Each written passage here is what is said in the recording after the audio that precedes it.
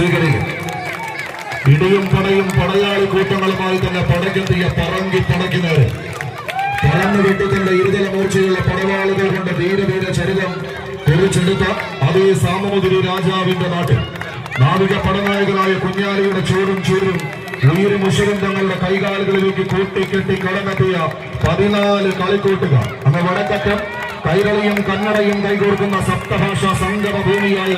കാസർഗോഡിന്റെ മണ്ണ് മുതൽ തെക്കേയറ്റം സാക്ഷാൽ അനന്തപത്മനാഭൻ അന്തിയിറങ്ങുന്ന അനന്തപുരി വരെയുള്ള 14 ജില്ലകളെയും ഒരൊറ്റ ചരടിലിങ്ങനെ കോർത്തെടുത്തൊരു മഹാപ്രസ്ഥാനമാക്കി മാറ്റി വിത്തും വളവും വെള്ളവും നൽകി വളർത്തി വലുതാക്കിയ വടം വലിയുന്ന വടവൃക്ഷത്തിന് കീഴെ വിരാജിക്കുന്ന താരരാജാക്കന്മാരെ ചേർത്ത് പിടിച്ചൊരുപുറത്ത് കുനിക്കാട്ടുമുക്കിന്റെ കളിക്കൂട്ടുകാരായി കടന്നെത്തിയവർ പുണ്യാളൻസ് കുനിക്കാട്ടുമുക്ക് 2 ദിവസങ്ങൾക്ക് മുന്നേ എടുത്തുയർത്തി നെഞ്ചോട് ചേർത്ത് പിടിച്ച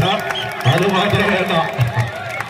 ആ കനകകിരീടം അത് വീണ്ടും മാണിക്കോട്ട് കൂട്ടുകാരുടെ കൈകളിൽ നിന്ന് ഒരിക്കത്തോടെ ഏറ്റുവാങ്ങുക എന്ന ഒറ്റ ലക്ഷ്യത്തോടെ 8 അടിയിൽ ഉടലും 10 അടിയിൽ തലയുമുള്ള ഒട്ടകത്തിന്റെ ഊർജ്ജത്തെ കൈകാലുകളിലേക്ക് കൂട്ടിക്കെട്ടി കടന്നു പോകുന്നവരെന്നാൽ മറുപുറത്ത് കേരളീയ മടവൂർ ടീമുകൾ തമ്മിലുള്ള പോരാട്ടത്തിലേക്ക്